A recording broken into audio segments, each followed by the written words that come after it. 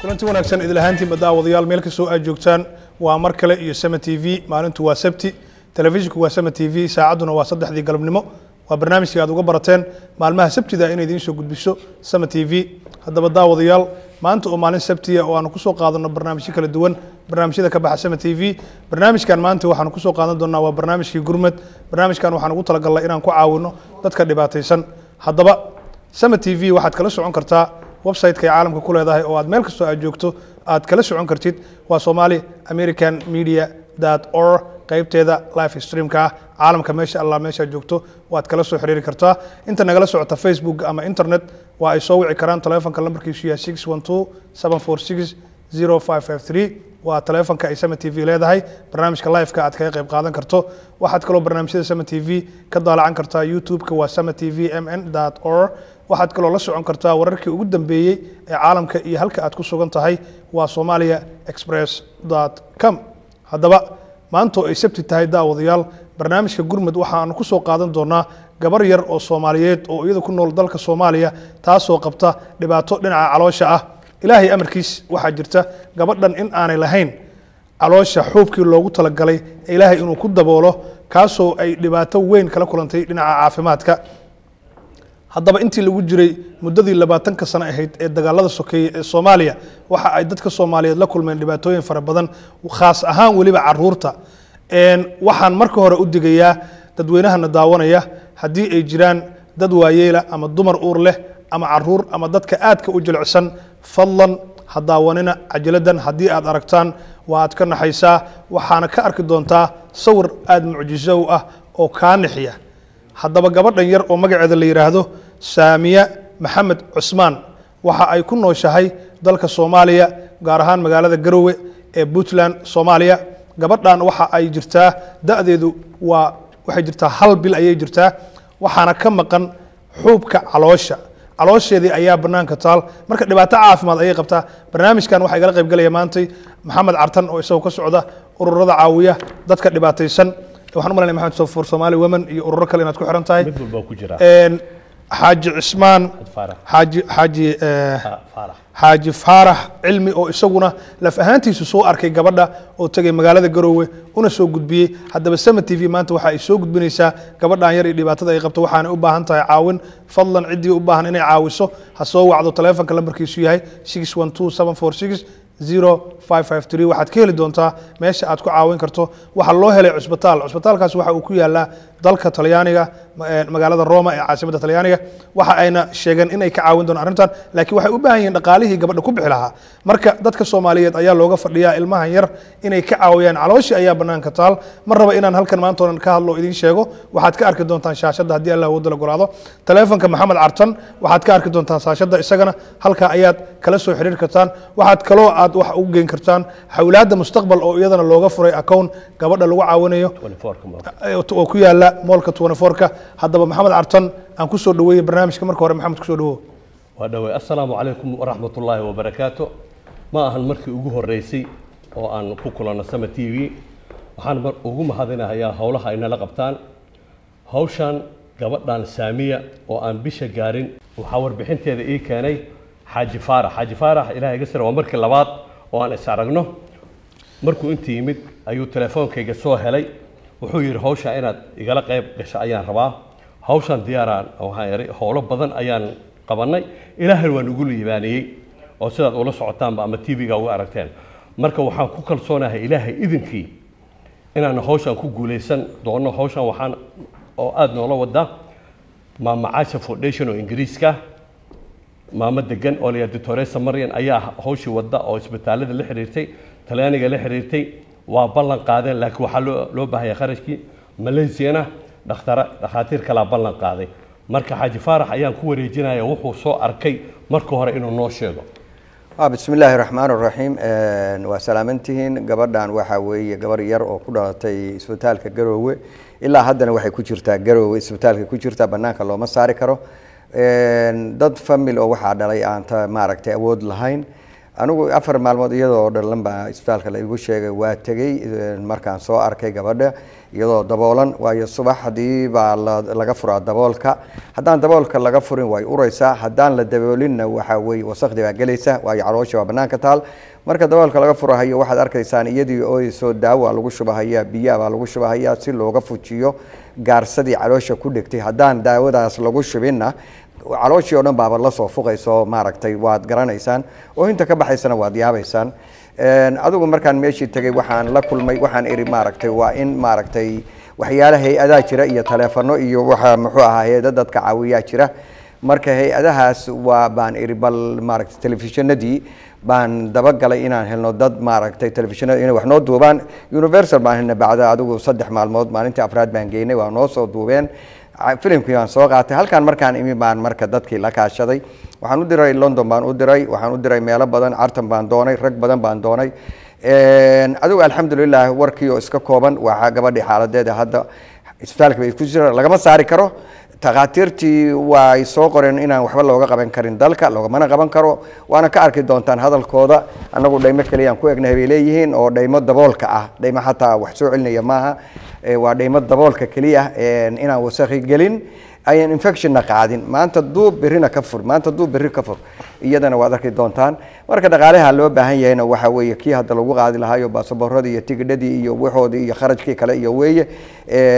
marka waxaana lagu hagaajinayaa qofkii rabaana Maama Caasha Foundation buu ku hagaajinaya oo London oo Marian qofkii kalena akoonkan la furay hadda oo muxuu ahaa Cartan sheegay oo 24 ku yaal ayaa iyadana lagu hagaajinaya waxaan u mahadnaqaynaa Sama TV walaalaheena ka shaqeynayo Soomaalida oo aad iyo aad gargaarkaas maaragtay hadee informationka inay faafiyaan muxuu ahaa maanta inoo qabtay khayr Allah siiyo iyo qofkii kasto oo maaragtay islaama iyo xataa kristaan wuxuu raba qof kasto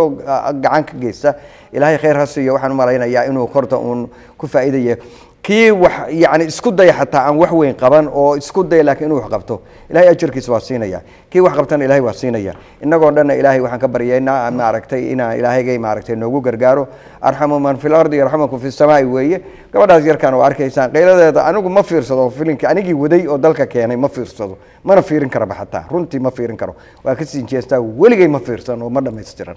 marka qof dhameyn karaana waxaan u malaynayaa inuu yar yahay marka aanu gargaarno oo waxaynu haysano iyo wixii maaragtay af iyo adin baa aynu waxtarno waa salaamantii assalaamu calaykum waraxmatullaahi wabarakaatu haddaba daawadayaal sida aad aragtaan sawirkii idiin soo gudbayay waxa uu ahaa gabadhii yareyd ee muddada bil ka yar jirta oo ku nool magaalada Garowe cusbitaal ku yaala lagu hayo oo caloosheeda lagu dhayo waxa aanay lahayn xuubkii caloosha gabadhan waxay u baahan tahay gargaarkaasna waxa looga fadhiyaa dadka Soomaaliyeed meel kasto ay joogaan waxa aynu ugu hagaajin karaan cid u baahan inay caawiso Maxamed Cartan oo telefikiis halka ka aragtaan iyo xawlaada mustaqbal ee ku taala moolka 24ka ilaahay si idinku gargaaro idinkuna u gargaara dadka walaalihiin oo dhibaataysan mar dhown waxaan soo xiri doonaa Maama Caasha Foundation oo iyada Ingiriiska joogta oo hawshan qayb libax la ka qaadatay gabadhan mar dhow waxa loo wadaa dalka Talyaaniga hooyadeed waxa la yiraahdaa hooyo Amran Cabdullaahi Maxamuud waa hooyo 15 jirta waa ilmihii ugu horeeyay oo ay dhasho ilmahanuna bil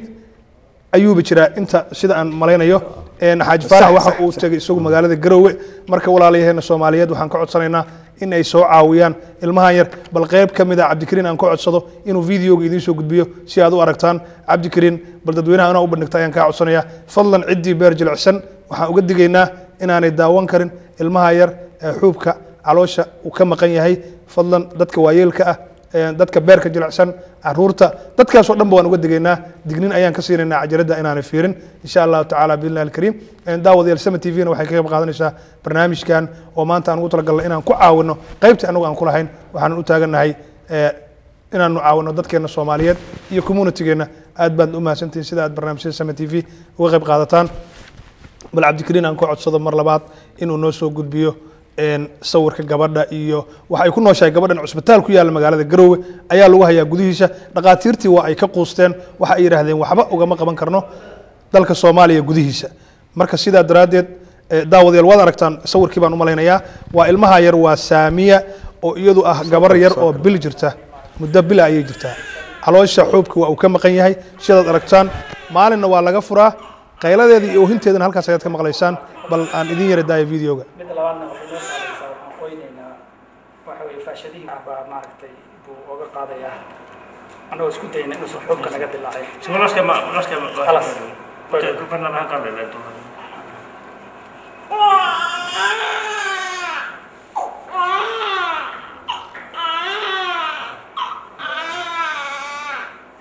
هذه جلبيات على الأرض ما كانت هذا كيف فاشد عطارك من هي أرألك تهي وتقيس أصل كده وين سوق يعني وين يد إسكت أي ما أصف كودا بحيل أوينيسا ما حنون بكوهيا ما يقبوا وأنت سمعنا سنة حنون هي ما هي وحالة حتى يكسو أنت هي بعضو عن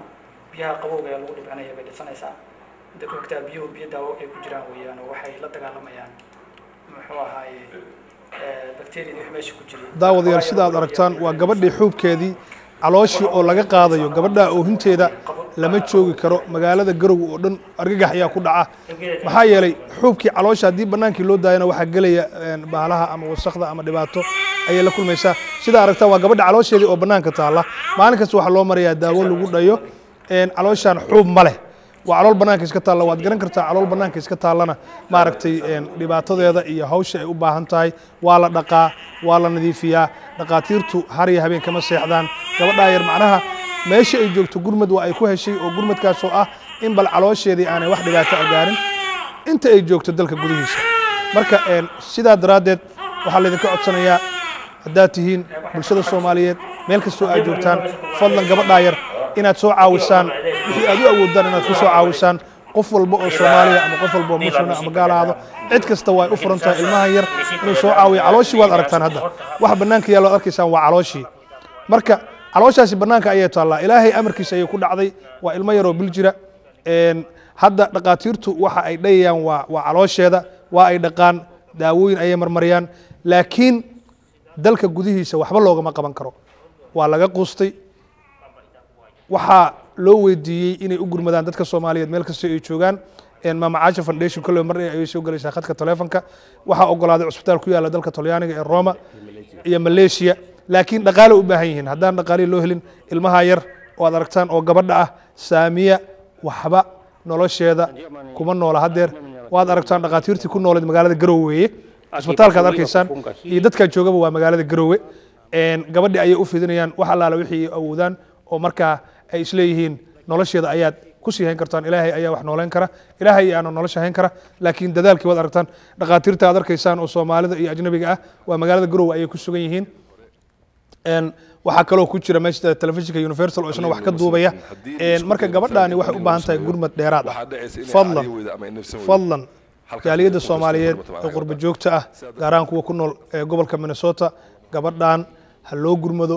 hooyadeed waxa ay joogtaa magaalada Garowe waxa kaaga sii daran waxa ay ka dhalatay qoys dan yar ah oo aan waxba haysan hooyadeed waa 15 jir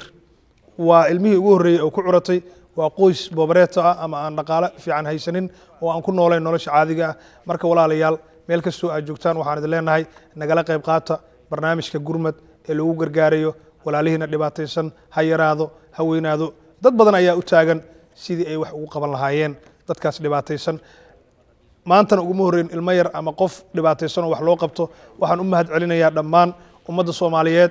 meel kastoo ay joogto iyo intii iyagu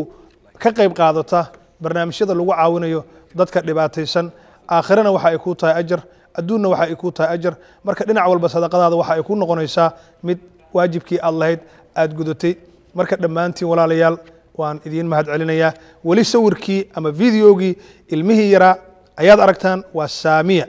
oo dhaqaatiirtii ay calooshii marna ay saaraan faashado ama bac ay ku daboolayaan caloosheeda sidaad aragtaan oo sawirka idinka muuqata waxa ay marinayaan waa daawooyin yar yar oo boomaato ah marka walaalayaal meel kastoo aad joogtaan waxaan idin leenahay soo waca telefishinka Sama TV lambarka aad shaashada ka arki doontaan waa 61274605553 wixii caawina Maxamed Cartan isna telefonkiisa waxaad ka aragtaan shaashada oo hadda idinka muuqda waa aad soo wici kartaan Maxamed Cartan waad ugu hagaajin kartaan waxaad kale ugu hagaajin kartaan wixii awooda xawlaada mustaqbal ee ku taala moolka 24ka marka walaalayaal dhamaantiin waxaan idinkaga mahad celinaynaa sidaad uga qayb qaadataan gurmadka walaalihiina dhibaataysan dalka Soomaaliya dhibaato xun baa ka dhacday ilaahay ha ka dulqaado ummadda Soomaaliyeed barnaamijkan halku idinkaga imaanaya daawadayaal waa barnaamijkii gurmad oo maanta Sama TV idinkaga imaanaya bal xaaji Faarax aan dib ugu noqdo magaalada Garowe waa tagtay gabadhan waa aragtay bal dadka ganacsatada iyo dadka Garowe ku nool iyagu maxay u diyaariyeen maxaase laga helay imisayna qaadanaysaa in ay ku baxdo gabadhan may horta wax hadda kolba intaan ogaa ganacsatada iyo dadka Garowe jooga waxay hadda u qabteen oo weyn ma ay jirto mana u qaban karaan waa gartay haddii ay dhaqaalana horta uma ururin xagga magaalada caafimaadkana wax kama qaban karaan dadka iyo takhaatiirtu midna wax kama qaban karaan takhaatiirtu un dhaydaas maaragtay inay wasaqna ka celiyaan infection ka dhowraan oo hal maalin 24 saac marna ay daboolaan marna xiraan maani wax kale ma qaban karaan dadkuna waxay hadda u qabteen dadkaas ma jirto laakiin dadka meesha wax laga sugayaa waxa weeye dadka dibadda ayaa wax laga sugayaa mucaawinada waxa laga sugayaa inta badan laakiin waxa inoo sheegi karaya Macaasha Foundation waa iyadu waa garan karid waa iyada takhaatiirtu bay la xiriirtay isbitaaladii oo dhan bay la xiriirtay aniga waxa weeye maamad Soomaaliyeed baan ahay aniga waa gartay ku soo dhaw Sama TV ها وأنا وأنا معاني وأوجدنا واحد إلهي قدرتي شوية إن شاء الله تعالى وحنا عرضنا قلنا مركا إن شاء الله ماشي هدي إلهي وحنا نوصل ماشي أنجينا ما عرضنا ما نوجينا مثل ما يكلوا جوناجر wixii aad u haysaan taleefanka aad arki doonto ama xawalaadda mustaqbal ee ku taala moolka 24ka waad geen kartaa maxamed Cartan haddii uu awoodo Cabdikariin taleefankiisa inuu shaashada noogu soo qoro maxamed Cartan ayaa soo wici kartaan oo maaragtay idinka qabanaya maxamed Cartan waa ninkan dhinacayga fadhiya midigta iga fadhiya marka isaga taleefankiisa ayaan isku daynaa inaan shaashada idinku soo qorno insha Allah aniga waxa waaye magacaygu ugu yaqaan maxamed Cartan maama Sayni waxa kula hadlaaya wuu ku gartaan u malaynayaa maama Sayni waa ku gartay ma sha Allah aad baa u mahadsantahay daawadayaal waxa khadka taleefanka hadda la soo xiray Macaasha Foundation oo iyadu joogta dalka Ingiriiska magaalada London oo khadka taleefanka noogu warami doonta Macaasha haddaan idinka sheekeeyay Foundation waxa ay ka mid tahay gurmadkii ugu horeeyay oo u dhaqaaqay oo Xaaji Faarax sidoo noo sheegay gabadhanna ku jirta hawsheeda iyo sida loo qaadi lahaa waxa ayna joogtaa Macaasha Foundation oo hay'adaas ay degan tahay fadhigeedu yahay dalka Ingiriiska halo ma maqlaysaa Macaasha علي السلام عليكم ورحمة الله وبركاته وعليكم السلام ورحمة الله وبركاته كسر دو سما تي في وأنت وأنا سيتين في عندي aad baan u fiicannahay waxaan rabnaa maadaama aad ka socoto Macaasha Foundation bal inaad warbixin naga siiso gabadhan yar halka wax u marayaan iyo sida aad wax ugu qabateen iyo meesha aad rabtaan inaad geysaan bal warbixin guudna sii dadkii maanta jaaliyadii Soomaaliyeed ee Minnesota aad ku daawanaysay السلام عليكم ورحمة الله وبركاته والسلام جالية Minnesota meel kastay joogaan waxa waaye Macaasha waa qofka idin la hadlayso gabadha Saamiye yar waxaan soo gaarsiiyay fariinteeda Faarax oo jooga Minnesota oo ku dadaalay oo juhdi badan siiyay oo soo gaarsiiyay adeegeeda mar allaale markaan adeegeeda helnay la xiriirnay aabaha iyo hooyada dhalay Saamiye yare markaan la xiriirnayna dhibaatadooda yaani gabadh mucjisada ay ku dhalatay ma aha dhibaato kala haysato dhibaatadaas oo ah in ay waxba haysanay gacmo maran yihiin oo gabadhana ilaahay amarkiisa ku noqdeen gabadhan oo ilaahay siiyay ayagoo ku xamdi celinay oo ku xamdino qay rabbiga ayaga abuurtay ayaa haddana markaan la hadal kollay aan la kulanay calool xumo aad u weyn يعني أديكوا دقالة الآن علمي وحنون كاد أركتين وإندها الدنيا آدم كهين كرين أما قف على البناء قف جلعانو على أكجف أثير كرين وأنا ما يسوي أودب كاسكو دشتين ما إسلامركي كما قاعدين أمريكان إيميل ودرنا إيميل كوجو الرأي ونلسو جبابي ونلاقي مت روما مركا هذا وحنكسي جينا دقاتيرتي in ay noo soo jawaabaan inta team oo ka shaqeeya doonta gabadhaas amaliyadeeda gabadha waxa waaye maalin kasta waa la steril gareeyaa caloosheeda daxuub ma saarna sida arkaysiin marka maalin kasta waxay u baahan tahay gabadha in wax bacteria u galin caloosheeda marka taas waxa dadaal badan ay siiyaan waa hawsha kaliya ka qaban karta Soomaaliya marka dhaqaatiirta markay soo gudbinayeen waxay u baahan tahay in loo sii diyaariyo ambulance email steril alaab steril gloves steril gaarsi steril qolkii lagu sameeyay steril markay soo gudbiyaan meel kasta ay tagayso hadday amarku hakanaysa transit tahay waa meqol inaan usii diyaarno ambulance inaan u diyaarsano markay Nairobi ku tahay transit waa sidii kale hadan u diyaar markaas Rome markay noo soo jawaabtay waa jawaabtan ku sugayno lacagti preventivada oo ayada qaliinka ay ku gali lahayd waxa la isku wacay dhakhtarkii anesthesistaha waxa qaliinka waxa la wacay dhakhtarkii uur ku jirtada oo mas'uulka ka yahay dhaqaatiirta tiimkii oo dhan fadhiyo waxaan ka sugayna waa intay noogu qali lahaayeen intay ku imaan lahaayeen tikidka hadda waa hol lacag saqiir waa tikidka laakiin qaliinkii aan sugo haynaa inay noo biyaan lacagihii gabadha yar ku bixaysay waa ku gartay halo ma maqlaysaa macaasho si fiican aan ku maqlaa marka hadda xagee wax idiin marayaan oo aad isleedahay gabadhaas hooyadeed iyo aabaheed garow way joogaan sidaad noo sheegtay sharcigay ku bixi lahaayeen ma haystaan hooyo iyo aabayaa raacaya haddee baxayso kharash intee la eg baa ku baxaya wax ilaa iyo hadda aad isu geyseen ama ma jirtaa xisaab oo aad leedihiin gabadha intaasaa looga baahan yahay ee walaalayaal noo soo gudbiya gabadha baasaboorka alxamdulilah baasaboorka labada waalid baasaboorka waa loo sameeyey saamiyana waa loo sameeyey saddexdooda baasaboor way haystaan laakiin waxa maanta hawsha hadda fari kama qodno hawsha ma ahan baasaboor ma ahan hawsha la qaban doono ayaa aad iyo aad u culeyskeeda imaan doona sababtoo ay gabadhan waxa waaye uurka jirtadeeda banaanka ku abuuray sida arkaysan oo jeedin marka taas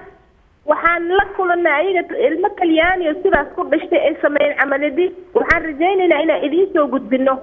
gabadha oo ku guuleysatay kun iyo lixdan baliidaas loo sameeyay teenana saas ilaahay ka rajaynaynaa marka lacagaha aad u badan yihiin laakiin hadda ma sheegi karno hadda fadhiga aan fadhisin fadhigiisa kale waxaan rajaynaynaa inaan idiin soo gudbino lacagtii intay noqotay laakiin lacagta aad u badnaan doontaa aad iyo aad baad u mahadsantahay maama caasho marka dadkan imis hay-ado kale oo Soomaaliya kula soo xiriiray ma jiraan oo arrinta ka qayb qaadanaysa maya absolutely maya hadda waxaan rajaynaynaa nin allaale ninka dhagtiisa ku dhacay iyo ninka indhihiisa ku dhacaan hay-adaha inay nala soo xiriiraan sababtoo ah gabadha camaliyadeeda intay noqonayso waana in ma gacmahooda jira wax ku qabtaan inaan yani wadajirka gabadhaan aan ilaahay xaggiisa guud allaha naga siiya inaan wadajir wax ugu qabanaan rajaynayna Soomaali weyntaan ka sugaynaa beebidaas yar oo sidaas sameeyay sama way noo tahay sharaf daro way noo tahay rabbigana berri waxba naga su'aala haddaan gabadhii aan wax ka qaban wayna waa gartay maama caasho foundation weli ma jirtaa cidaad hore wax ugu qabateen oo saano kale ay ku dhacday intee bay idinku qaadatay gabadhan sidaa hadda ay ku dhalatay oo kale lama kulmin laakiin dad kale aan wax u qaban waa jirtaa qaar naga geeriyooday yaa jirto qabay qaar waxaa jirta aan ku guuleysan marka ilaa xaggiis waxaan ka rajaynaa inaan ku guuleysan ilaa Suudaan Malaysia Italia yani meel kasta horta emailada waa wada dirnay midda kaliya jabta waxtaa ama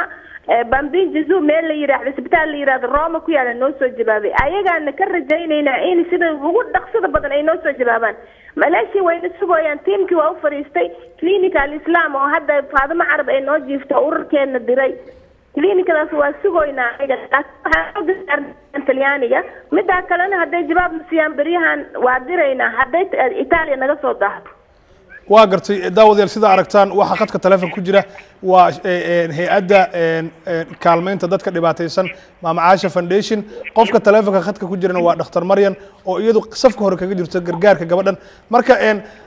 Dr. Maryan haddii loo baahdo in telefoonkiina barnaamijkan YouTube-kan gelinaynaa website-kana dad baa nagala socda wixii state of Minnesota ka baxsan xagee la idin kala soo xiriiri karaa wax telefoon oo hadda aad hawada noo soo mari kartaa ma jira oo aad sheegi kartaa dadka ku dhageysanaya si ay uga faa'iideystaan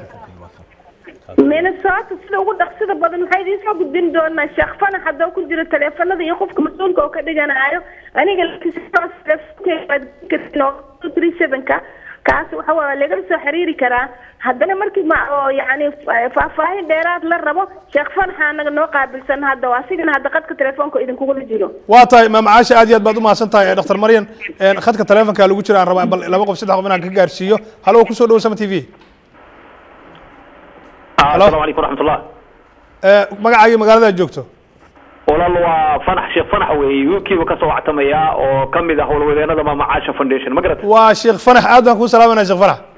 aad baan aniga idin salaamayaa dhammaantiin sama t v iyo maasha allahu tacaala halwadeenadiina iyo adigoo wariyaha aad baan walaala dhammaantiin idin salaamaya minneapolis waa magaaladeydii marka shucuubtoo dhan aad baan u salaamaya waxaan leeyahay asalaamu calaykum waraxmatullahi wabarakaatu annaguna aad baan kuu salaamayna sheekh fana waxaan umaleynaya ingiriiska joogtaa waa gartay ma noo soo noqonaysaa minneapolis wallahi taas waa calaamad su-aal baa saaran waa tahay sheekh fanax aad iyo aad baad umahadsan tahay waan ku faraxsanahay codkaaga inaan maqlay sheekh fanaxow daawadayaal barnaamijka halkaa kala socotaan waa sama t v bal mar labaad ha inoogu celiya cabdikariin sawirkii gabadha yar oo barnaamijkan qaybtiisa hore maanta aan kaga hadalnay iyo dhibaatada ay qabto khadka telefoonka waxaa ku jiray maama caasha foundation oo ka socotay dhakhtar maryan oo idan ingiriiska joogta oo gabadhan caawinaysay bal mar labaad si aan u xusuusino dadka in ay sawirkii gabadha arkaan wixii caawina maxamed cartan kusoo dhawow barnaamijka adiga laftigaaga waxaa tahay dadka minnesota jooga dadka caawiya maxaad ku kordhinaysaa barnaamijka marka ugu horeysa horta maama caasha ilaahay khayr ha siiyo waa qof aad u wanaagsan shaqadan kaliya maahana Soomaaliya oo dhan bay wax ka qabataa Soomaaliya oo dhan ayay agoonta ceelasha howl walba oo khayr ay qabataa ilaahay khayr ha siiyo talabaad waxaan aad ugu mahadcelinaynaa safiirka Kenya oo fadhiya Kuwait oo nin Soomaaliya Maxamed Aadan oo gargaarkii ugu horreeyay soo gaarsiiyay isagana aadan ugu mahadinayaa marka waxaan rajeynayaa intii howlo la qabtay inaan lagu khasaarin howl walba oo dadka Soomaaliyeed loo soo bandhigo qaasatan reer Minneapolis inaan lagu khasaarin howlihii hore aad ogeedeen oo dhan kul waa lagu liibaanay tanna waaba ka sii daran tahay waa u jeedaan mucjisada waxaan rajeynayaa inaad si degdeg ah hawshan wax uga qaban hadduu ilaahay idinkii noo ogolaado maxamed cartan aad baad u mahadsan tahay xaaji faarax ugu dambeyn barnaamijku waa gabagabo maxaad ku kordhinaysaa ها waxaan ku korinayaa hadda intii hadda hor loo yiri oo adigoo wariyaha iyo maaragtay codsiga aad samaysay iyo muxuu ahaa cartan wixii aan ku dari karaa hadda wax siyaadaha oo kale maaha waa un intaas aan sii ayadahayo aynu meeshaas maaragtay gabadhaas arrimaheeda aynu xooga saarno ilaahay baa maaragtay inoo fududayn doono insha Allah iyaduna dhib bay qabtaa waa ilmo yar oo saqiira marka intaas baan ku soo gabagabeynayaan xaaji faarax aad baad u mahadsan tahay daawadayaal waxaan rabaa hal mar inaan halka idinka siiyo maama caasha foundation oo iyadu ah qofka ugu horeeya oo caawinteeda gabadhan iyo qaadisteedaba iskale lambarkeedu waa dalka ingiriiska waa 447943712237 mar labaad aan idinku celiyo waa 447943712237 waa ciddii rabta inay la xiriirto maama caasha foundation oo gabadhan gurmadka ugu horreeya u fidinaysa daawadayaal barnaamijkan halkooda kaga imaanaya waa sama t v maxamed waa soo gabagabeynay wax taloo aad rabto inaad teleefonkaaga maxamed cartan adiga laftigaaga haddii aad u jeedin karto dadweynaha si ay kula soo xiriiraan waxaa la xiriiri kartaan horta maama cashana waa la xiriiri kartaan xawaalada mustaqbal ee 24 kan account aan ugu furnay maamulka marka teleefonkaaga noo sheeg teleefonkaaga waa 612 haddaa u baahantiin amrana waa idin haddaa ila soo xiriirtaan amra teleefonkeeda waa idin karnaa waana la hadli kartaan waana mahadsantiin ilaahay khayr ha siiyo maxamed cartan aad iyo aad baad u mahadsan tahay barnaamijkii gurmad sida uga qayb qaadateen anna waa idinkaga mahadcelinayaa wixii kale oo dad idin soo caawinaya barnaamijkan sabti dambana lagu soo celin doona insha Allah kulliba dad badan ba arki doontaan daawadayaal barnaamijka halka kaga imaanaya waa sama t v dhakhtarku wuxuu leeyahay gabadha markeeda hore xub basarna qalliin lagu sameyn karin haddii la isku dayo maalan in qalliin lagu sameeyo waxaa dhacaysa inay aariyo weydo ama ay nafsan weydo halkaasna ay ku mutaysteen ku dhimato macnaha gabadha sidaa darteed marka waxaa qasab noqotay oo lama huraan noqotay in gabadha soo hawlsaa loo dhayo oo la duubo sida hadda waa arkaysaanba ay dib u soo noqoto caafimaadka hadeer wanauliza yanahumisiana kwamba ndio hapa anaweza kusaidia hapa kwa sababu asipopasuliwa survival rate ni 100%. Akipasuliwa mortality rate ni 100%. Ina maana kwamba kutibu hivi haina matatizo. dhakhtarku waxa uu yiri qalliin hadda macquul ma ahaanayso lamana qaro waxna waa loo qaban karaa laakiin waxa qabashadalka waxa loo qaban karaa waxay tahay sidaasaan u daweynaa oo kaliya laakiin haddii xilli ay sii joogto waa qasab in qalliin noqoto laakiin hadda waxaa compulsory ah in sidaa loo daaweeyo qalliin ma geli karto gabadha lakini kifupi kwamba akipasuliwa kokote ulimwenguni anakufa asipopasuliwa uhakika hafi. dhakhtarku wuxuu yidhi qalliinkeeda gabadhan hadda ma dhowa waxna ma halkan ma dhow hadda qalliinkeeda laakiin haddii ay qalliin gaarto waanu ka qaban karnaa laakiin ma dhow macquul lama haysta dhaqlo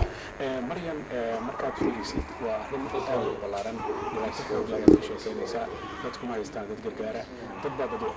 wax iminka waqtigan aynu barnaamijkan samaynayna istuudiyahana aan fadhino carabaabi kartaa ma sheegi kartaa ama dowlado ama ururo ama shakhsiyaad ganacsato ah oo gacan ka geysan kara dhibaatada ka jirta dhulkaas tuulooyinkaas sida xawaaley sida shanley sida dhagaxo aagaas jiinka webiga ee gobolka shabeellada dhexe oo dadkaas shalay beerley ay maanta aanay waxba haysan cid yacni wax siiso tilmaami karto u mahad celinaysaa ma jirtaa mise arrintu waa cidla وعلى ذلك صرت إنه مقلة هلا وقتنا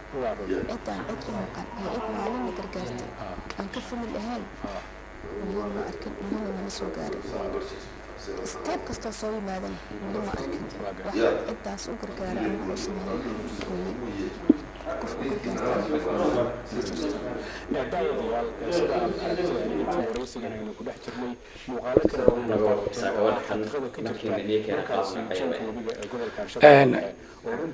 gabadha waxay ku dhalatay isbitaalkan bay ku dhalatay markay dhalatay waxa weeye uurku jirtada ayaa banaanka taalay xuubka kore unbaa saarnaa caloosha gabadha marka hadda maanta waxay u tahay 8 maalintay dhalatay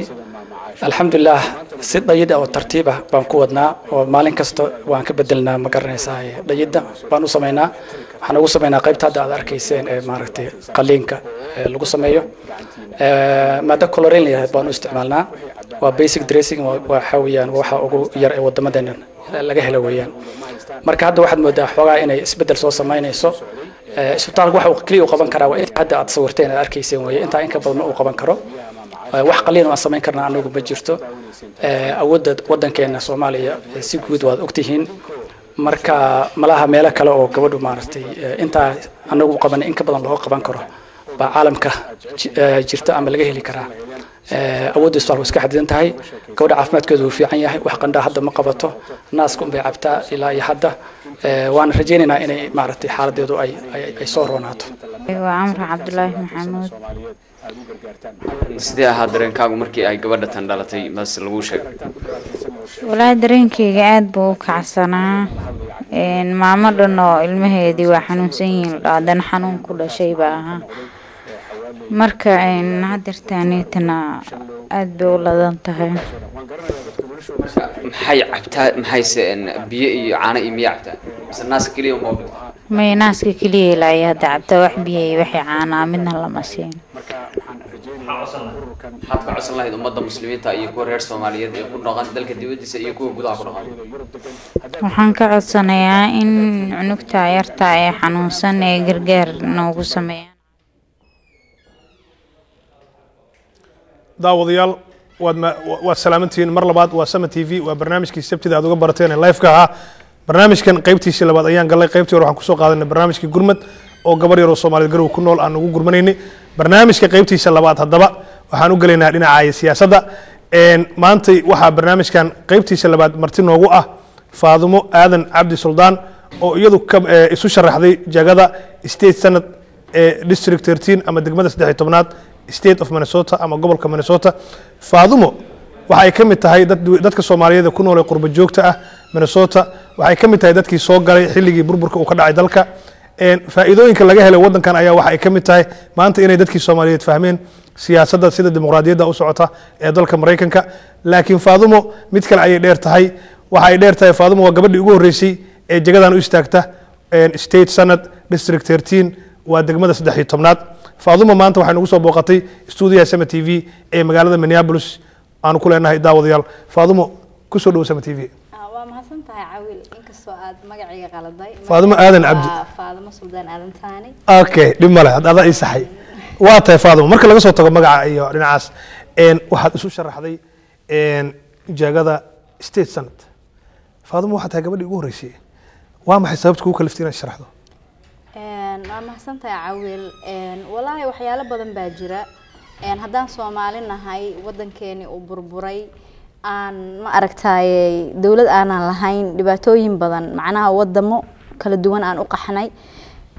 dadkeeni ay wadamo kala duwan ay u qaxeen dhibaatooyin badan baa soo gaadhay haday noqoto ilmaheeni haday noqoto hooyooyinka arinta darteed aniga u jeeda community-gan Minnesota especially magaaladan Minneapolis ama Twin Cities area waxaa dhibaatooyinka ka haysta ilmaha teenage-ka ayaan u istaagay inaan wax ka qabto ha waa gartay Faadumo marka ugu horeyso horta gabar Soomaaliyeed baad dalka Mareykanka degan tahay maanta dhalasho Mareykan haysataa gabar Mareykan tahay laakiin dhaqan ahaan dadka Soomaalida wali lama arag gabar jagadaas u carartay ama jaga ka weyn oo Soomaaliya ah in ama xil loo dhiibo ama meel lagu magacaabo maaha adiga arintaasi markii hore ma ka fikirtay oo ma isweydiisay maadaama dadka Soomaalida aan dhaqan u lahayn maxaad u cuskatay badan baa isweydiinaya moogta waa runta Caawil waa mahadsantahay Caawil wallahi arintaas wax badan aan ka fikiray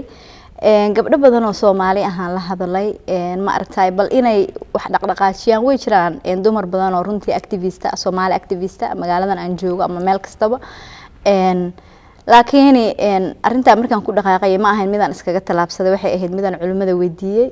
sidii aad ogeydba adigu ama aad macnaha marxaatiga ka ahayd eventskayga lagu dhigay magaaladan Minneapolis waxa jooga Sheekh Cabdiraxmaan oo arinta ka hadlay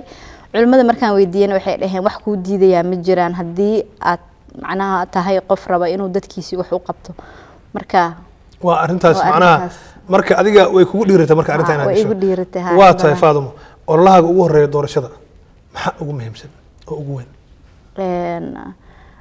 ololahayga ugu horeeya waxa weeyaan dhibaatooyinka ilmaheena haysta inaan wax ka qabano waxaa jira ilmo badan oo ma garanaysaa Soomaaliyeed oo xabsiyada ku jira oo ma garanaysaa waalidkii dhalay ay mar u tagaan ilmahaas waxay u baahan yihiin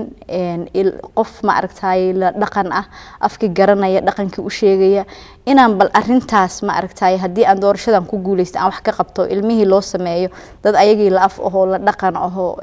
arintoodii dhibaatadoodii wax ka xalin kara dhaqankii u soo dubi karo u soo sheegi kara hooyooyinkii sidoo kale toole ilmaha iskuulada wax kala qabta community-geena waxyaalo badan buu baahan yacni waxa weeyaan way ka duwan tahay oo community-gu environment-gu ka duwan yahay markii ay helaan qof madaxa oo isku af ay yihiin oo ay isdhaqan garanayaan iyo markii ay ma aragtay rabaan inay wax u doontaan ama wax u raadsadaan qof aysan garanaynin afkiisa ama u baahan in looga turjumo ama aan ogeyn waxa ay u baahan yihiin iyo baahidooda waxa ay tahay raaliga Faadumo marka hore waxaad tiri waxaan rabaa ciyaalka xabsiyada ku jira in aan wax u qabto okay goolkaagu ma ciyaalka xabsiyada ku jira kaliya ilaa dhibaatadu way fara badan tahay ciyaalka dhibaatooyin fara badan waxa jira dhinaca caafimaadka dhibaato ka haysata dhinaca waxbarashada dhibaato ka haysata dhinaca dibishiliinka ama akhlaaqiyadka dhibaato fara badan baa ka haysata waalidiin badan baa jira oo ciyaalkooda halka ay joogaan adiga marka community-ga aad ka soo jeedo taageero inta laga aad ka haysataa wallahi community-ga Soomaalida markii aan dhinacooda fiiriyo dadka Soomaalida meel kasta ay joogaan waa dad isjecel oo ma aragtay isaboor gareeyo qofkii wax wanaaga raba inuu qabto runtii ku garab taagan oo mana maleynaayo maanta in qof Soomaali oo macnaha aniga meesha aan ka fikirayo iyo dhibaatada meesha taala og ama u jeeda inuu aniga ma aragtay iga soo horjeedsanayo taas waan ugu hormariyay wal ka qabadkaygu kaliya maaha ilmaha laakiin waxyaalaha aniga big ma aragtay dhibaatooyinka igu haya mar walbaba walwalka aan ka qabaa waxay tahay arintaas ugu horeysa caafimaadka dadku ma aragtay way u baahan yihiin caafimaad way u baahan yihiin macnaha dhaqaale in la sameeyo dadka loo sameeyo business yar yar small businesses ma garanaysaa in bulshada wixii u baahan tahay oo aniga awoodeyda aan ka kabo markaas hadii aan jagadan helo aan ka qaban karo shakhsi ahaan aan ka qabto wixii kale tana aan u dadaalo xaqoodii sidii aan ugu soo dhicin la sabto waxaan dad wadankan ku nool degan dalkaani waa dalkeeni maadaama hadda wadankeenu uusan ma aragtay dawlad dhisan oo jirta hadda aysan lahayn iyo meel aan hadda wali u noqon aysan jirin xaqa ma aragtay dadka wadankan ku nool ay ku nool yihiin macnaha ay ku leeyihiin aan nahay inaan ma aragtay bal dadkeeni aan tuso anigiina aan u noqdo ma aragtay gabdhihii Soomaaliyeed gabar ay ku daydaan waxaan runtii ku encourage gareynaya gabdhaha Soomaaliyeed gabdho badan oo wax bartaa jira aqli leh ma sha Allah waya inay ma aragtay u istaagaan dhibaatada ilmahooda iyo dadkooda haysata iyo dadka kale toolo oo runtii qofka markii uu jaga qabto ma ahan jagada dadka kaliya inaa u haysid laakiin waxyaalo waxa jira qofka ku kalifa inkastoo dadka kaleba ay nal xuquuq yihiin mar walba qofku markuu masuul yahay dadkan ku doortay adiga ay macnaha adiga aad meesha u joogtid oo aysan lahayn laakiin anigu waxaan dareemi karaa qofka kale ee ma aragtay midabka kale ah dhibaatada uusan ogeyn ee community-geena ah aniga oo ma aragtay labadii meeloodba joogo oo ma aragtay kana fahmi kara dhibaatadooda iyo wixii u baahan kuwaana fahmi kara oo ma aragtay already la shaqeeyay oo xaaladooda iyo situation-kooda ka warqaba waad mahadsantahay Faadumo ma jiraan cid kale oo Soomaaliya oo jagadan kugula tartamaysa ama kugula jirta waqtigan hadda amaya ma jirto qof Soomaaliya oo kale oo igula tartamaya laakiin dad kale oo ajaanib ah oo igula tartamaya way jiraan waa gartay dadka loo yaqaano Black African American ma jirtaa cid kale oo ku jirta kugula tartamaysa maya ma jiraan waa keligay weeyaan waa ku gartay African ololaha ugu horeeyay goorma ayuu bilowday والله ololeyga ugu horeeyay wuxuu horta arintan igu jirtay muddo dib aan iskaga dhigayo aan laha ma aragtay bal u kaadi ama aragtaa dad kale oo ma aragtay adiga ka firfircoon oo soo baxa marka ololeyga ugu horeeyay wuxuu bilowday bishii shanaad sanadkan waa gartay marka rajada aad qabtaa intee bay leegtaa marka inaad ku guuleysato arintan aad u istaagto Faadumo والله rajadaas anigu ma sheegi karo sababtoo ilaahay baa ma aragtay waxa walba asagay gacantiisa ku jiraan laakiin anigu hadda waqtiga aan taaganahay ma rajo xumi hadii aanan hadda ku guuleysanina waqtigu badan yahay haduu ilaahayna gaarsiiyo insha Allah waxaan rajaynayaa anigoo inta ka ma aragtay aqoonteedii leh oo ma aragtay ka sii diyaar garoobay inaan ma aragtay aan u soo noqdo insha Allah waata bulshada Soomaalida ama jaaliyadaada markaad aragto ma ku weydiiyeen Faadumo waa isu sharaxday adiga gabaraad tahay ilma leedahay guri joog waxyaalo noocaas maxaa idin dhex mara والله كلي واسك فرنتاي سؤاله ولا isweydiinaya dadka qaar baa waxay leeyihiin naagtan ma aragtay ma aragtay maxaa waxaan ku kalifayo ma iska joogto waa waalantahay wal anigu ma waali waa miir qabaa ma sha Allah caqligayga saliimka isii dhibaatada aan u jeedo dadku waa arkay gabdho badan oo saaxiibada ay soo wacay hooyo tahay ardayad baa tahay ilma leedahay ma iska daysid waxaan laakiin anigu waxa weeyaan dadku isku fikrad ma aha isku raayana ma aha qofna wuxuu isku dayaa inuu xaliyo dhibaatada family-giisa kaliya qofna wuxuu isku dayaa tii family-giisa markuu xaliyay inuu mid kale oo ka shisheeysa aado marka aniga ma sha Allah inta ilaahay iga gaarsiiyay dadaalkayga aan u dadaalay ilmahayga family-gayga ama ay la joogeen ama iyaga maqnaadeen baan haddana waxaan isku dayaa dadka walaalahay sababta waayo ma ahan waxa weeyaan ma ahan cuntada aad ka dharagtid waxa tanaal waa la mid cuntada aad ka dharagtid kaliya ma aha inaad dadka siisid adoo ka baahan baa loo baahan yahay inaad siisid marka macnaheedu ma ahan anoo ilmahayga deecan yihiin baan dad kale u gurmanaya laakiin macnaheedu waxa weeyaan anoo ilmahayga haysto xanaaneynaya ayaan haddana dhibaatada ilmaha kale u jeedaayo aan rabaa inaan wax ka qabto waa tahay Faadumo mar labaad ayaan rabaa inaan dadku baro daawadayaal halkan waa Sama TV waa barnaamijkii Sabtida Live-ka aad uga barateen in aan idiin soo gudbino barnaamijyadan oo aan ku bixino barnaamijyo kala duwan maanta waxa uu kaga duwan yahay barnaamijkeena qaybtiisa dambe gabar Soomaaliyeed oo kamid ah jaaliyada Soomaalida ee qurba joogta ah oo isu sharaxday iyadu jagada state sanad ee dalkan Mareykanka gobolka Minnesota degmada 13aad state of Minnesota waa Faadumo Taani oo halkan ila fadhida waad arki doontaan maanta idin kana muuqata marka wixii talo iyo tusaale ah ama su'aal ah waad Faadumo u qabtaan daawadayaal waxaad soo wici kartaan taleefanka aashashada ka aragtaan oo tirsigiisu yahay 612-746-0553 taleefankaas oo ay Faadumo si toos idin kala hadli karto haddii aad weydiinaysaan qaabka musharaxnimadeeda ku saabsan iyo ololaheeda doorashada ama wax tala ah haddii aad doonaysaan inaad siisaan waa Faadumo oo dhinacayga fadhida waxaan filayaa dad badan inay daawanayaan barnaamijka oo isweydiinayaan gabar Soomaaliyeed oo state-ka isu sharaxday laakiin anigu mid baan aaminsanahay waa geesiyad Faadumo waxay maanta bilowday iyada kaligeed maaha kuwa dambe ayay waxa u furtay wado ah inay gabdhaha Soomaaliyeed isu sharaxi karaan aad baan ugu mahadsantihiin barnaamijkan sidaad u daawanaysaan Faadumo primary ma bilowday mas waa lagu dhex jiraa halkee ayay ku maraysaa doorashadaada wallahi primary sida aad ogtahayba wuxuu ahaa Faadumo raaligaho khadka taleefanka waa la soo galay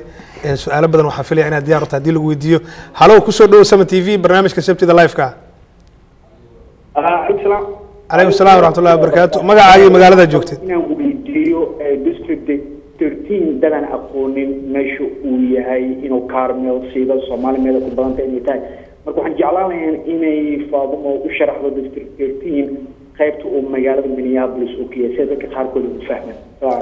Alaykum salaam wa rahmatullahi aad baad u mahadsan tahay Faadumo. walaal waad mahadsan tahay district 13 Minneapolis ma ahan wuxuu xigaa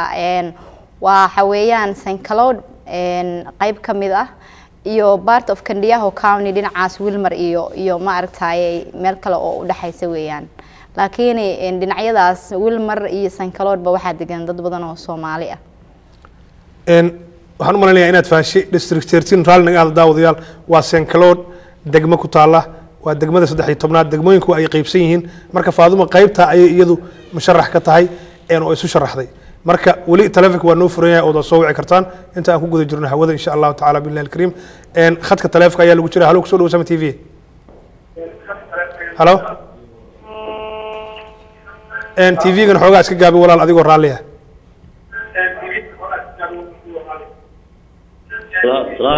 alaykum salaam wa rahmatullahi wa barakatuh magacaaga magaalada joogtid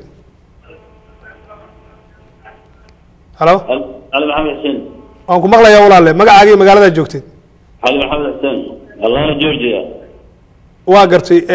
yaad su'aal u qabtaa Faadumo waa gartay waa kugu sii deynaya la hadal Faadumo waa tane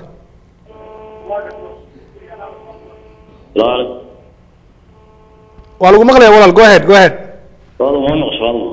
ha waa ku maqlaa walaal waxaan filayaa inuu khadkaas go'ay Allahna Georgia laga soo wacay Faadumo barnaamijka live streamka kala socdaan dadka qaybta internetka aad buu maasiyay khadkaas inuu noo go'ayaan jeclahay barnaamijkeena waa sii wadanaynaa Faadumo waa noo fadhidaa wixii su'aalaha waad soo wici kartaan waxaan filayaa khadka telefoonka lagu jiro halo ku soo dhaw Sama TV waa dhaw sota walaal soo dhaw barnaamijka Sama TV Faadumo magacaaga iyo magaalada joogtid Minnesota jooga Sahra Wada waa gartay Faadumo kugu sii deynaya kulay waxaan maleynayaa su'aasha Faadumo ka socotaa waa gartay Faadumo baay macaanto maxaa waxa uu isku taagtay waa gabadh fiican baa tahay macaanto waa maasan tahay waxaan u ordayaa State Senate District 13 qayb kamid ah magaalada St. Cloud magaalada la yiraahdo Wilmer iyo tuulo yar oo kale u dhaxaysa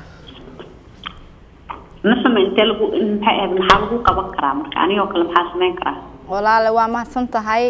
waxaad sameyn kartaa kulay qofku markuu tartamayo waxa jira maaragtay fundraising la sameeyo ama campaign la sameeyo ole in dadka la kiciyo waxyaalo badan runtii gabdhaha Soomaaliyeed uga baahanahay maxaa yeelay hooyooyin baynu nahay gabdhaha Soomaaliyeed gabadhan hooyo ahayn hooyanimadu waa wax sugaya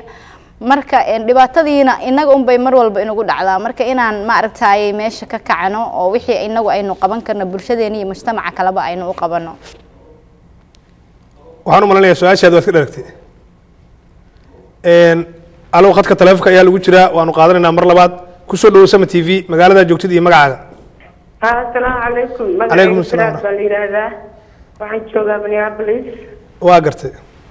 waan ku taageersanahay waxa wanaagsan ee ka hadlaysa Faadumo waa kula Faadumo ku maqlaysaa tahay macaan waan ku maqlayaa maalin dhaweed wallahi anoo kaligeeya gabar baa ii soo sheegtay wax kale hawlo kale qabanaysay lahayd iga soo qayb gala marka kaligeeya anoo waxaan soo xusiistay wax ka hadla ma la waayay carruurtan Soomaalida ama dadka oo jeelasha ku maaragtay lagu guray without reason ka loogu guray marka Faadumo waa mahadsan tahay walaalo insha Allah waan ku garab taaganahay haddii ay suurtagal tahay inaad wax u qabato carruurtaas insha Allah billahi kareem waad mahadsan tahay Sabaad saad aad iyo aad baad u mahadsantahay anaguna waxaan kaaga mahad celinaynaa sida barnaamijka Sama TV aad ula socoto khadka telefoonka ayaa lagu jiraa mar labaad ayaan qaadanaynaa halo ku soo dhaw Sama TV assalaamu calaykum waraxmatullah alaykum salaam wa barakatuh magacaaga iyo magaalada joogtid waa faraxa way UK ka soo waxtamaya qaybtii horena waa ku jiray TV-ga marka su'aal ma qabo aniga laakiin cawlow gabadhan waxaan dhihi lahaa congratulation aad baad ma sha Allah u mahadsan tahay waana kugu tahniyeenaynaa shaqada oo aad rabtay inaad Soomaalida iyo wadankaba u qabatid marka waxaan leenahay Ilaahay kula garab galo dardaaranka u baahan lahaa ma garad farax from UK aad baad u mahadsan tahay barnaamijka qaybtiisa horena waa ku jirtay waxaan maleeyahay UK ba kala socotaa barnaamijka si fiican live stream ka kala socdaa adigii Faadumo live baa idin daawanaya marka hadda Faadimo waxaan leenahay ma sha Allah Minneapolis waa magaaladeennii anagu magaalooyin fara badan baan soo deganayne waxaan leenahay gar Allah ku garab gala hawshaada idinka iyo caawir iyo dhamaantiina waa idin salaamaya ma sha Allah faraxu su'aal baan rabaa inaan ku weydiiyo intaad khad ka bixin anagu haddaan reer Minneapolis waad aragtaa gabdhahaygii baa maanta jagooyinkii sare u cararaya idinku dhanka Ingiriiska joogtaan maxaad noogu faani kartaan ingiriiska waxyaalaha uu aad ku idinku faani karo waxaa ka mid ah horta shidii ma arag aniga inta hadda ingiriiska aan joogay gabar jago oo cararaysa Soomaali ah laakiin waxaa idinku faani karnaa xagga maaragtay environmentiga islaamka iyo masaajidada idinku faani karnaa waa idinka badannahay dhinaca muslimiinta marka loo fiiriyo marka taasaa guul cawilo ma garat aad iyo aad baad u mahadsan tahay farax annaguna sidoo kale ayaan ku rajaynaynaa khayr iyo barwaaqo taageerada Sama TV halo ku soo dhaw Sama TV khadka ayaa lagu jiraa magacaaga magaalada joogtid waxaa la yiraahdaa magacayga daahir Ismaaciil Cali waxaan joogaa Portland Maine sanatarka doonaya inaan la hadlo Faadimo Muqasa walaal waan ku maqlaa daahir bariga aabba ku salaamaya waxaan joogaa Portland Maine waxaan kugu mahadcelinayaa 100 goor anoo ah Soomaaliya joogta Portland Maine inaad soo sharaxdo aad noqoto gabar Soomaali ah oo dalka iyo dadka wax u qabata dalka Mareykanka iyo Afrikada ma garatay waa gartay walaal waa mahadsan tahay thanks for your encouragement aad baad u mahadsan tahay walaal okay waxaan kale ku weydiinayaa waxyaalaha doonayso haddii aad tahay senator oo kasbogreena community waxa weeyaan 6500 qof oo jooga Portland Maine maxaa rabtaa inaad qabato oo u qabato ama Soomaaliya ama Mareykan wallahi daahirow waxa weeyaan anigu horta senatorku waxa uu runtii wax ka qaban kara ama xooga uu saari kara waxa weeyaan haddii ilaahay idmo waxa weeyaan meesha uu asagu uu joogo weeyaan markii laga taga wixii intaa dheeraada inuu macnaha waxyaalo waraaqo codsiga uu qoro oo waxyaalo codsiga uu sameeyo oo meeshaas dadka jooga uusan joogin uu soo booqdo oo dhibaatooyinkooda uu kala hadlo oo uu la kulmo dadka kale oo madaxda ah oo meeshaas xukuma kalana hadla arinta iyo sidii dadkan maaragtay xaaladooda wax looga bedeli lahaa hadduu ilaahay positionkan isiyo taasaan rajaynayaa Soomaaliyana waa wadankaygii waxaan jeclahay inaan aad wax uga qabto arrimahoodana aan ka hadlo insha Allah daahirna waa mahadsan yahay aad iyo aad u mahadsan waxyaalaha dowladda Soomaaliya ka qabta maxaa kamid maxaa tiri daahir Soomaaliya maxaa u qaban kartaa buu ku yiri Soomaaliya haddii lagu doorto Soomaaliya maxaa kamid ah waxa uu qabanayso walaal haddii aan shaqadan helo insha Allah Soomaaliya waxaan ka geysan doonaa wax alaalay wixii awoodeyda ah fikrankaagana kumud daahir aad iyo aad baad u mahadsan tahay waqtigoon ugu yar aawadeed Faadimo waqti kale ayaan soo fariisinaynaa oo inta ka badan su'aalo ka badan aad weydiin kartaan waan kaaga mahadcelinayaa from Maine Portland sidaad uga qayb qaadatay barnaamijka Sama TV ee qaybtiisa live stream-ka ah khadka telefoonka ayaa lagu jiraa Faadimo waqtigu waa yaryahay hadalada waa soo gaabinaynaa halo ku soo dhaw Sama TV assalaamu calaykum waraxmatullaahi wabarakaatu waa ku salaamaynaa Faadimo waana la fadhidaa wax su'aal ama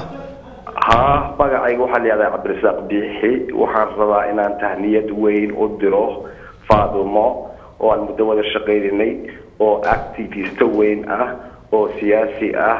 oo wadankan aad u fahamtay taageeradana oo dhan bay u baahan tahay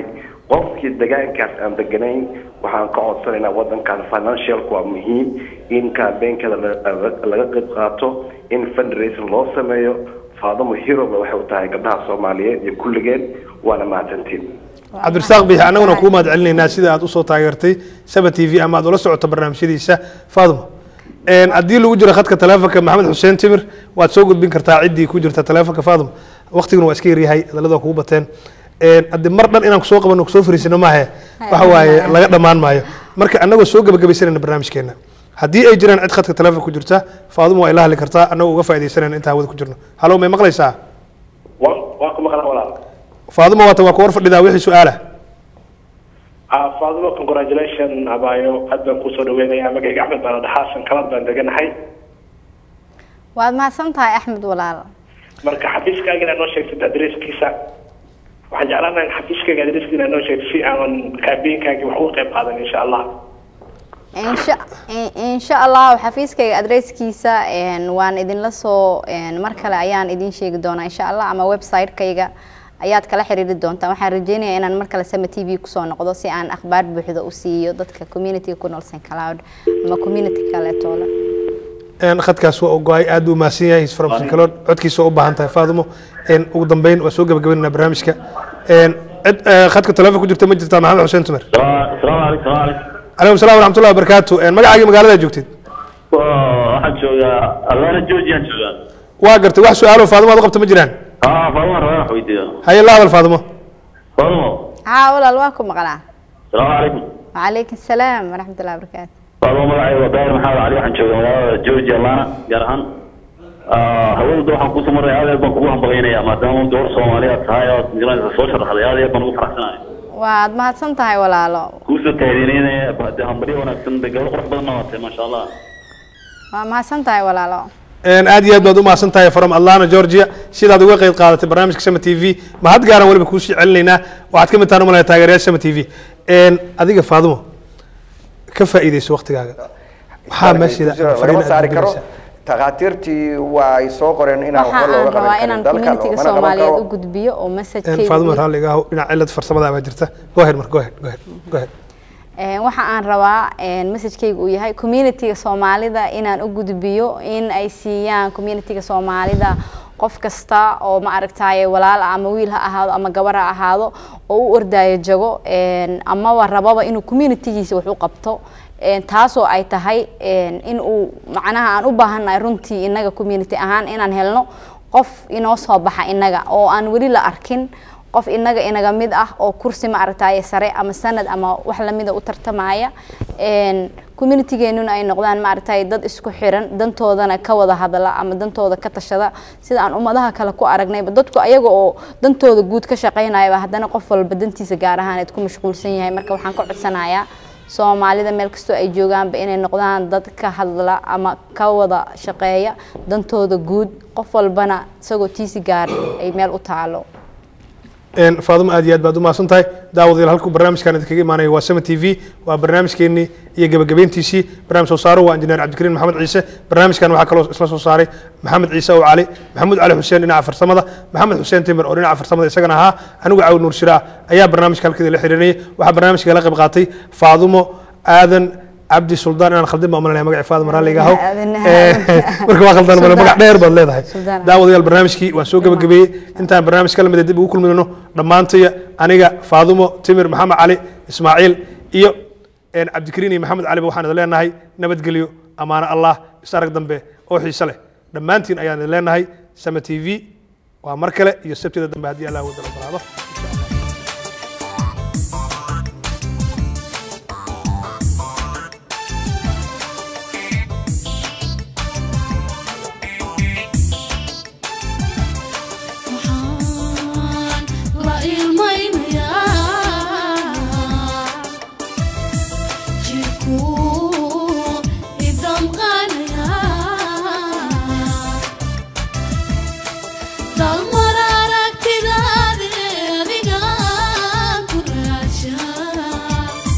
Looking for you too.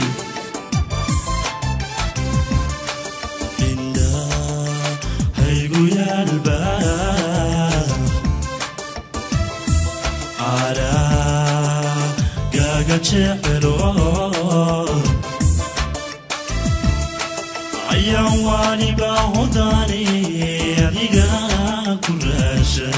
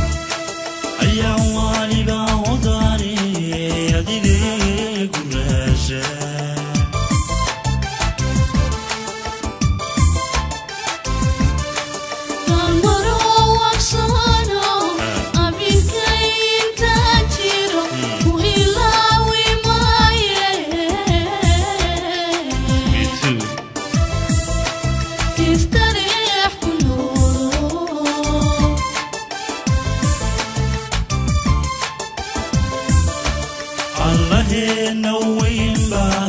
يسوكن على المضايق بتكون عافي ماضي يستريح كنولو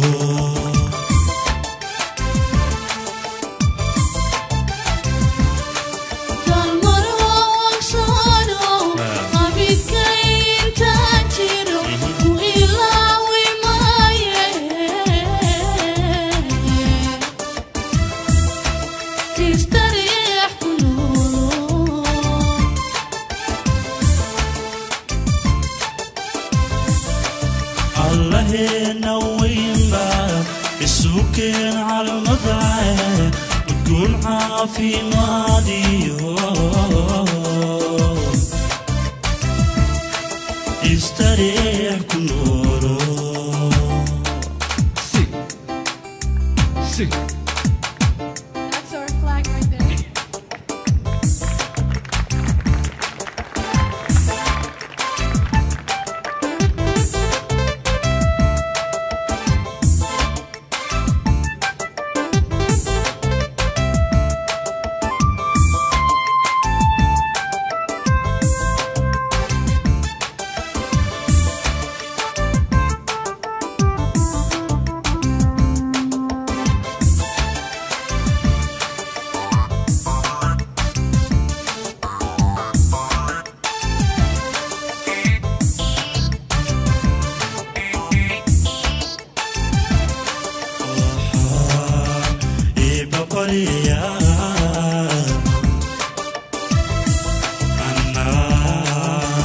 ويستريح يا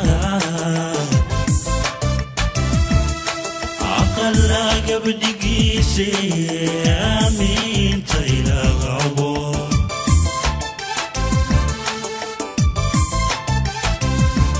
وحال على السلاح أساقي وفالنا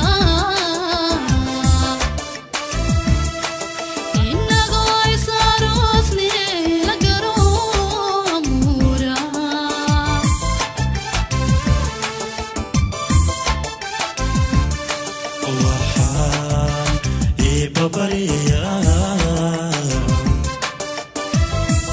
أنا كويستريح يا عقلا قبل قيسي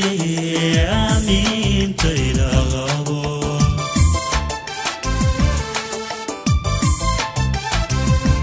وحال على السلاح أساقي وفالنا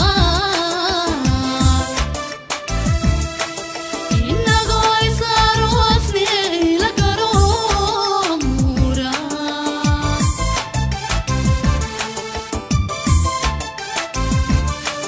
ونبيا باكر كيجي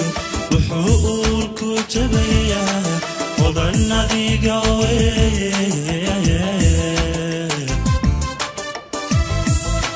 وليقا وصولو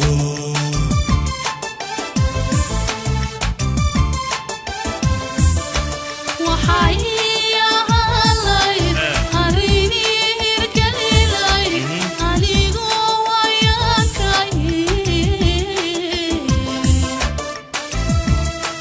قولكو وهادي You will be one day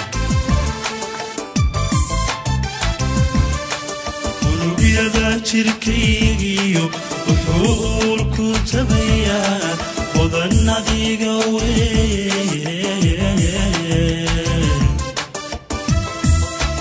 وليقا وصولو